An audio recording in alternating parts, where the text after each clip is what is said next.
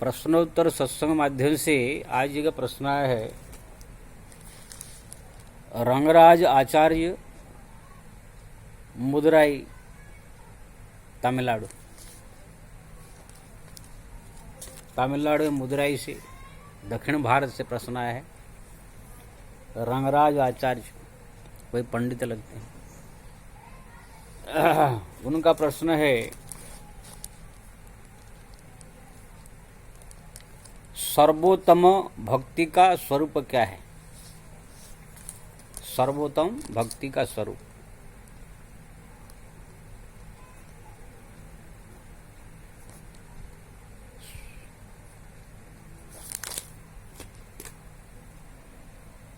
रंगराज जी,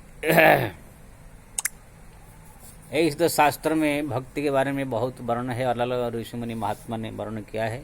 भक्ति का 3 स्वरूप है, सात्विक, राजसिक, तामसिक, इस प्रकार वर्णन है। लेकिन मैं जो अपने अनुभव के आधार पर वर्तमान जो परिस्थिति में देख रहा हूँ, आपको ये है बता रहा हूँ। अनुभव के आधार पर भक्ति जो है 3 प्रकार की है। एक तो ये है, पहले पहले कोई भक्ति में जुड़ता है। कोई व्यक्ति पहले पहले जुड़ता है तो भोले भाला रहता है, उसको कुछ ज्ञान नहीं रहता है। कहाँ से कुछ भी सुन लिया तो सत मान लेगा, कोई सत्संग में सुन लिया तो सत मान लेगा, कहाँ पुराण में कुछ भी पढ़ लिया तो उस सतमान को उसके अनुसार काम करने लगेगा। मतलब उसका खुद का कुछ अनुभव ज्ञान या कुछ नहीं है। जो कह दिया वो मान लेगा। सत्संग में कोई संत ने देखा, कुछ कह दिया तो वो भी उसको मान लेगा। पूजा पाठ जप तप जहाँ जैसे सुनेगा, कैसे करना चाहिए, क्या करे, जो जैसे सुना वो अपना भक्ति भाव से करेगा। इसको कहते हैं भोलेपन। अपने खुद का कुछ जानकारी नहीं है, ज्ञान नहीं है, अपने जहाँ जैसे सुनता है वो करता है। ये सबको प्राय जीवन, मेरे जीवन में भी ऐसा था। हम जो कभी जगन्नाथपुरी जाते थे, कभी कभी और कोई संत मिल जाते थे, जो जैसे बोल लेता था उसको हम सत मान लेते थे, शंका उसमें नहीं करते थे।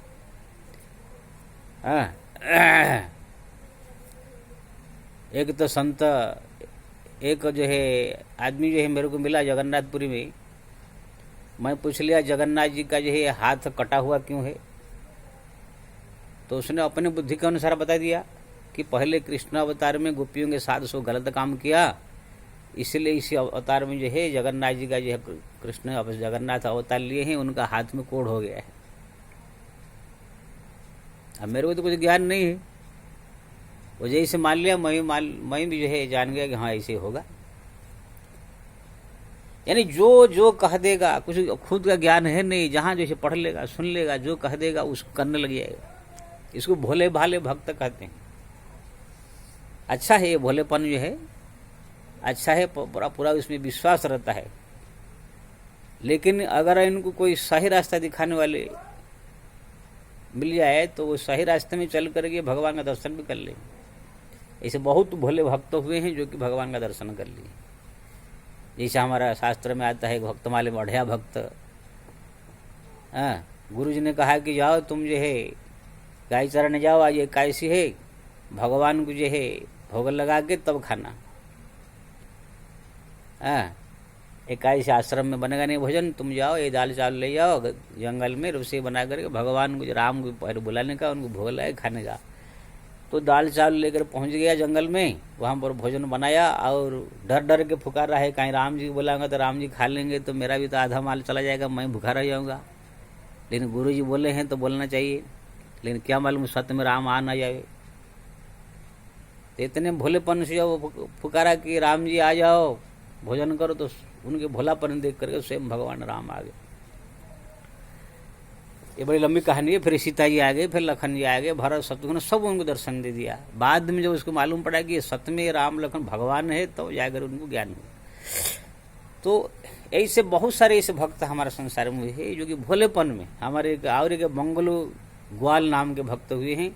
मंत्र दीक्षा लिया, गुरु जी ने कह दिया जब तक भगवान नहीं खाएंगे, तुलसी जल डाल कर बोला भगवान को जब तक भोग नहीं लगाओगे खाएंगे तब तक नहीं खाना। ऐसे अगर चल दिए। अब गुरु जी कह दिए तुलसी जल डाल करके भगवान को पुकार रहा है, आओ खाओ। गुरु जी ने कहा कि आप खाने के बाद खाऊंगा। वो बेचारा 18 दिन हो गया लेकिन खा नहीं रहा है, बिना भगवान को खुद भोग लगा नहीं रहे, तुलसी जल डाल के इंतजार कर रहा है। अब गुरु की आज्ञा कैसे टालूं। 18 दिन के बाद भगवान को स्वयं आकर दर्शन दे करके उनके हाथ से खाना पड़ा, तब तो जाकर खाया। फिर भगवान ने समझाया, भाई तुलसी जल तुम खाली डाल दो, मैं खा लेता हूँ। जब उसको पूरी तरह से ज्ञान दिया तब तो जाकर। तो ऐसे बहुत सारे भोले भाले भक्त होते हैं जो उनको पहले पहले इसे कुछ ज्ञान नहीं रहता है, जो जहाँ से सुन लिया, जहाँ से पढ़ लिया। ऐसे हम सब भी इस प्रकार की भोले भाले थे पहले। हाँ, मेरे को किसने कह दिया जब मैं पहले पहले भक्ति में जुड़ा कि अगर भगवान को दर्शन के लिए पुकारो, नहीं देंगे तो जान अगर गला काट दो या तो ट्रेन के नीचे सो जाओ तो भगवान आके बचा लेंगे। तो मैं इसे 1-2 बार कर दिया था। ट्रेन के नीचे जाकर मैं सो गया, सोकर भगवान दर्शन दे तो मरूंगा। लेकिन क्या है, इतना हिम्मत नहीं था। ट्रेन जो धड़धड़ा के आया तो तुरंत ये है हिम्मत छूट गया, उठ के भाग गया है। और वृंदावन में तो अंधेरी रात में मैंने सुना था कि भगवान जो है जब कोई संकट में भक्त पड़ जाता है ताकि बचाते, द्रौपदी को बचाया था, तो मैं भी संकट मोल लूंगा। ऐसा सोच करके मैं वृंदावन से गोकुल के लिए 40 किलोमीटर दूर अंधेरी रात में निकल गया। और रास्ता जो हिंस्र जंतुओं से, भालुओं से भरा हुआ, जैसे निकल गया तो भगवान स्वयं आकर के वहां पर एक पति पत्नी का रूप धारण करके मेरे को रास्ते में रोका, अपने कुटिया में से बना के भोजन कराया, रात भर रुकाया वहाँ।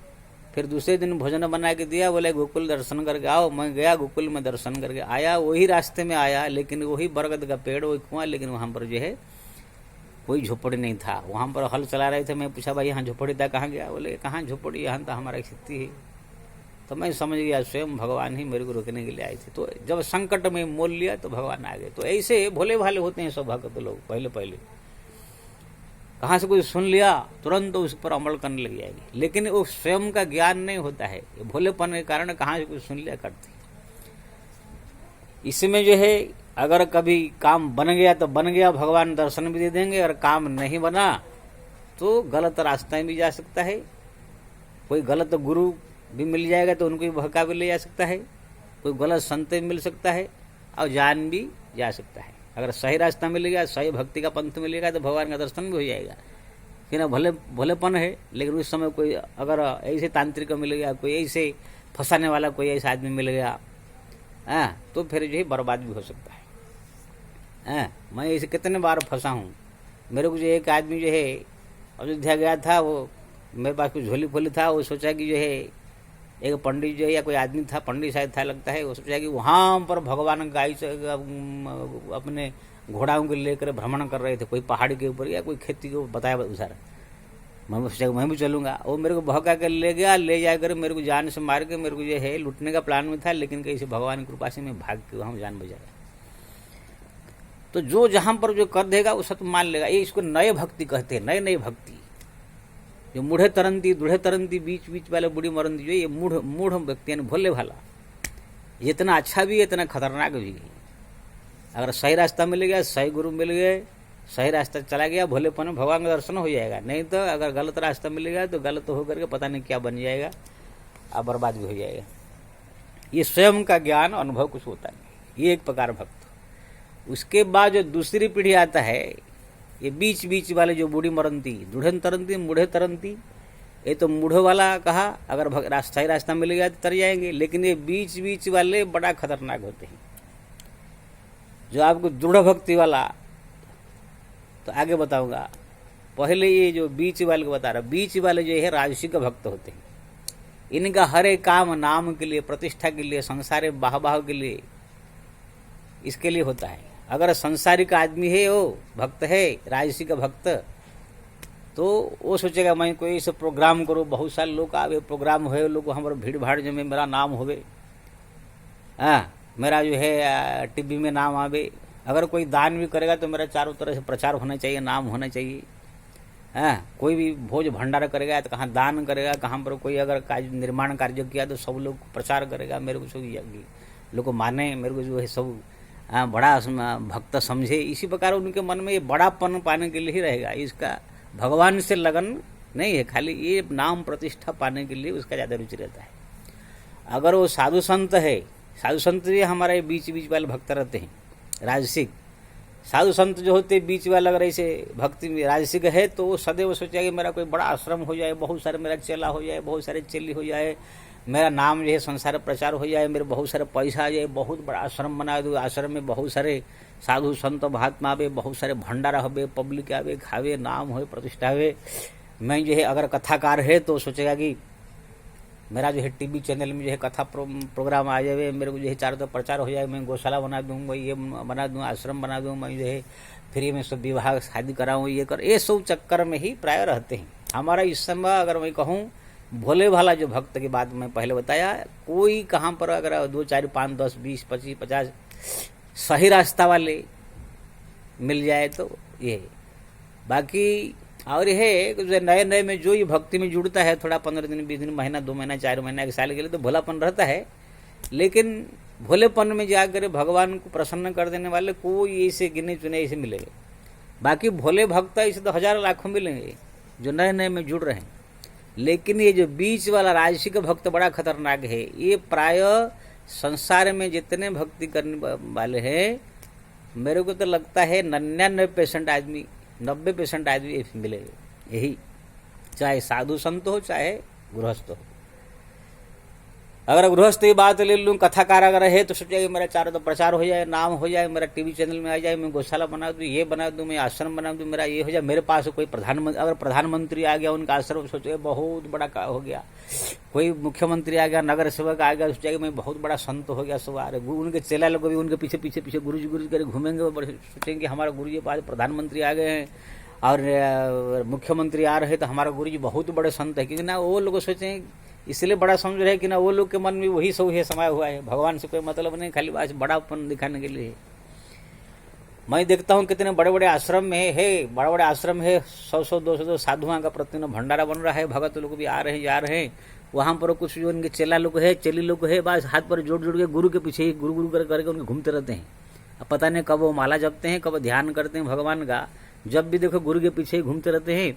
वो सोचते सब सोचते मन में है कि गुरु जी के मेरे को प्रसन्न हो जाए, गुरु जी मेरे को जो है ज़्यादा माने, गुरु जी मेरे को ज़्यादा प्रसन्न हो, ये मन में रहता है, इसलिए करते हैं कि गुरु जी प्रसन्न हो जाएंगे, कोई भक्ति बढ़ जाएगा या ज्ञान बढ़ जाएगा, ऐसे नहीं, गुरु जी प्रसन्न हो जाएंगे तो आश्रम शायद मेरे नाम से लिख देवे या अन्य कोई आश्रम हो तो मेरे को दे देवे, यही चक्कर में सो पीछे पीछे पीछे गुरु जी गुरु जी गुरु जी गुरु करके उनके चमचा ऐसा घूमते रहते हैं।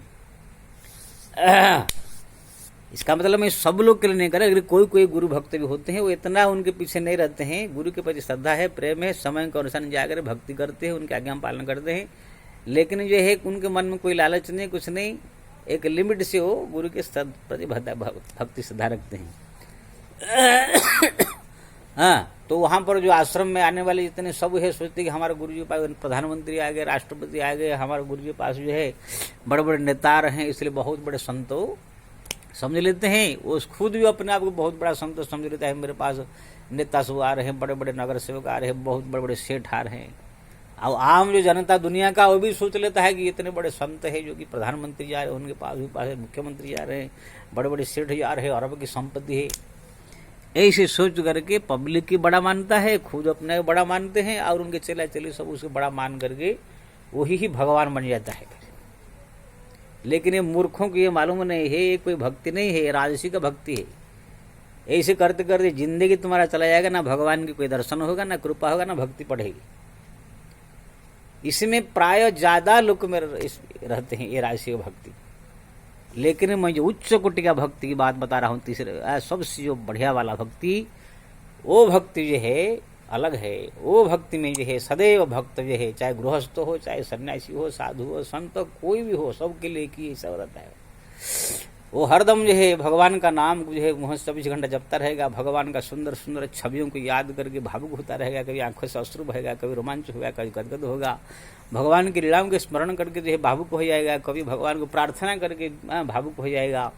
24 घंटा खाली भक्ति में डूबा रहेगा। जो अपना नित्य कर्म है, जो कर्तव्य कर्म है, वो करते समय भी भगवत नाम ही उनके चिंतन में रहेगा, हरदम भगवत का स्मरण ही रहेगा।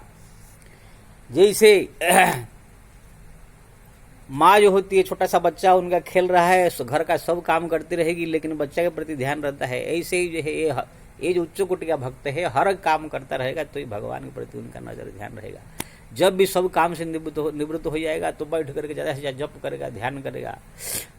अगर उनसे कहीं नाम जप कुछ टाइम के लिए छूट गया तो छटपटाएगा, जैसे पानी के अंदर से किसको डुबा दिया, मछली को निकाल देने से कैसे मछली छटपटाता है, ऐसे अगर उनके द्वारा नाम जप बंद हो गया या ध्यान बंद हो गया, पूजा पाठ अगर छूट गया तो उनको छटपटा होगा।